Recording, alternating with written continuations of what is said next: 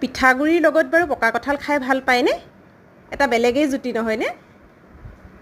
আইতাই এনেদৰে খাবলৈ দিয়া মনত পৰে আৰু ইয়াৰ সোৱাদটো জিভাত লাগি আছে। বহুদিন খোৱা নাই, কিন্তু আজি যিহেতু পকা কঁঠাল আছিল, মই পিঠাগুড়িখিনি খুব ধুনীয়াকৈ এয়া গুটি গুটি বন্ধালৈকে ভাজি ল'লোঁ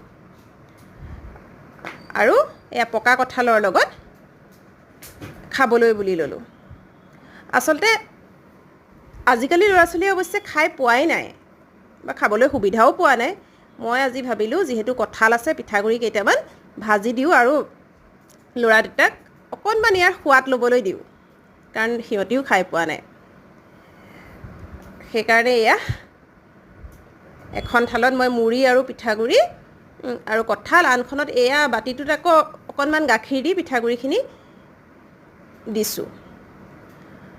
প্ৰথমে এই পিঠাগুড়িখিনি খুন্দি লৈ পেলাই খুব ধুনীয়াকৈ ভাজিলোঁ। বহু সময় একেবাৰে চিমত দি, একেবাৰে কম হিটত দি ভাজিলোঁ। ভাজি ভাজি অকণমান গুটি গুটি বান্ধি গৈছে। হেতাখনেৰে মই মোহাৰি মোহাৰি গুটিখিনি ভালকৈ ভাঙিও দিছোঁ, তথাপিও গুটি গুটি বান্ধি গৈছে আৰু কালাৰটো বগাৰ পৰা অকণমান ৰঙচুৱা হৈছে আৰু এনেকুৱাকৈ খাবলৈ খুব ভাল লাগে, মচমচকৈ উঠে।